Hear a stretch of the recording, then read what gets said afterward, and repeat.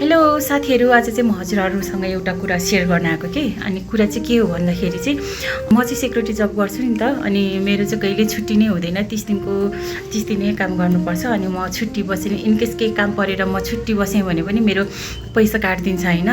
अब सबैकै काटिदिन्छ, यो त सबैलाई नै थाहा छ। अनि त्यसपछि के अर्को कुरा चाहिँ के हो भने, अनि मेरो कम्पनीको मसँगै काम गर्ने साथीहरू चाहिँ उनीहरू महिनामा 3 पटक 4 पटक बिरामी भइराखेको हुन्छ। बिरामी भएर अनि ड्युटी गर्दा गर्दै अनि के अरे ड्युटी छोडेर घर जान्छ नि त, बिचमै अब काम छोडेर गइराखेको हुन्छ। अनि त्यसपछि उनीहरूले चाहिँ अब उनीहरूको चाहिँ त्यो हाजिरा पनि पाकिराखेको हुन्छ। अनि उनीहरूले चाहिँ रेस्ट पनि हुन्छ, अनि बिरामी पनि हुन्छ होइन, बिरामी पनि हुन्छ। अनि म पनि कहिलेकाहीँ यति धेरै दिक्क लाग्छ नि त, ड्युटी गर्दा गर्दा वाक्कै नै हुन्छ क्या। अनि कहिले छुट्टी पनि हुँदैन।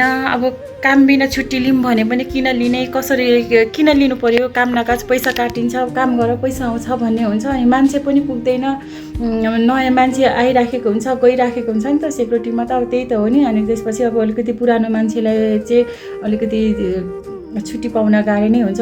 अनि त्यसपछि हामीले चाहिँ छुट्टी दिँदैन क्या। अनि कहिलेकाहीँ म पनि बिरामी भए पनि हुन्थ्यो, म पनि जान्थेँ रुम रेस्ट गर्थेँ, 1-2 दिन ज्वरो आए पनि हुन्थ्यो भनेर सोच्थेँ। मलाई चाहिँ ज्वरो आउँदै आएन। अनि त्यसपछि म एक दिन चाहिँ प्याज काटेर काखीमा राखेर सुत्यो भने ज्वरो आउँछ भन्ने सुनेँ। अनि त्यसपछि प्याज काटेर काखीमा चेपेर बेलुका सुतेको, मलाई ज्वरो आउँदै आएन क्या।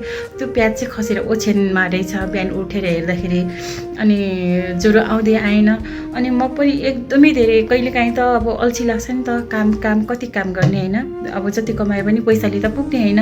अनि कहिलेकाहीँ त अब आराम गर्नु मन लाग्छ, घुम्नु मन लाग्छ, साथीभाइसँग भेट्नु मन लाग्छ, अनि छुट्टी पाउँदैन। अनि मलाई एकदमै धेरै चिन्ता लागिरहेको छ कि बिरामी हुनाले चाहिँ खास के हुनुपर्छ, के गर्नुपर्छ, उपाय दिनु होला है त। ज्वरो आउँदै आएन, के गर्ने होला बिरामी हुनलाई।